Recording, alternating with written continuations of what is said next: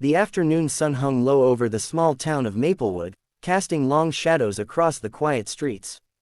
Jason, a humble mechanic with grease-stained hands and a worn-out smile, wiped his brow as he closed the garage door. He had spent the entire day fixing bikes, cars, and tractors for the townsfolk, never complaining, never asking for more than a little respect and a fair wage.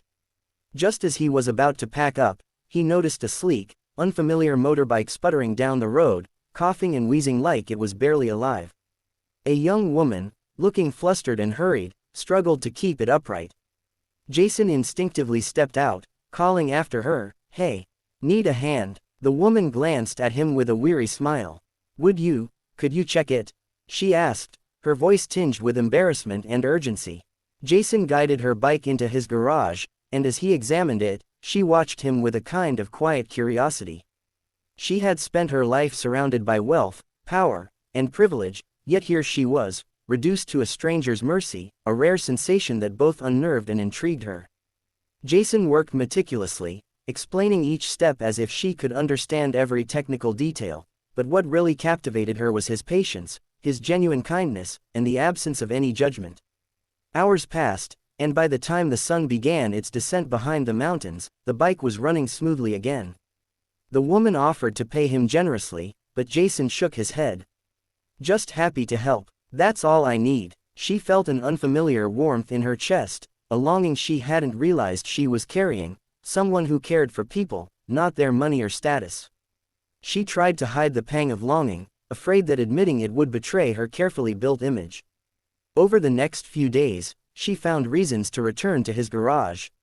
Sometimes it was under the guise of checking something on her bike, sometimes it was just to talk.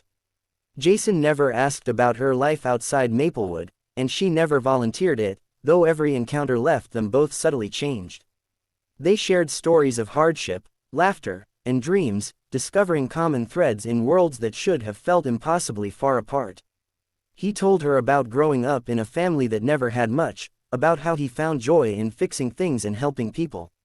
She shared fragments of her life, carefully choosing words that didn't reveal her vast fortune. One rainy evening, as Jason handed her the repaired bike helmet, she finally let slip the truth. "I'm not from around here. Actually, I have more than I can even explain." Jason paused, wiping his hands on a rag, then looked at her with the same steady calm he always carried. "We all have our stuff," he said softly. "Doesn't change who we are or who we want to be." She felt her heart swell with relief and admiration. It wasn't shock or fear he showed, it was understanding, an unspoken respect that money could never buy. Days turned into weeks, and despite the differences in their worlds, a bond grew that neither money nor circumstance could break. She realized that love wasn't about luxury or appearances, it was about kindness, patience, and seeing the heart of someone else. Jason, who had never imagined his life touching someone so distant from his own, found that love wasn't about status either, it was about connection, trust, and shared laughter in a quiet garage on a rainy afternoon. The day finally came when she had to leave for business in another city. She hesitated, then reached out, holding his hand. "I've never felt anything like this," she whispered. Jason smiled, feeling a rare flutter of hope. "Then don't let it end here," he said. And with that, she realized that wealth was meaningless without love, and he realized that life could hold more wonder than he had ever imagined.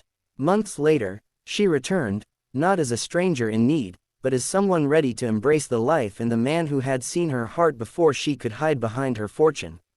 Jason's hands were still rough, his life still simple, but together they discovered that love didn't need grandeur, it needed courage, honesty, and a willingness to see beyond what the world shows on the surface.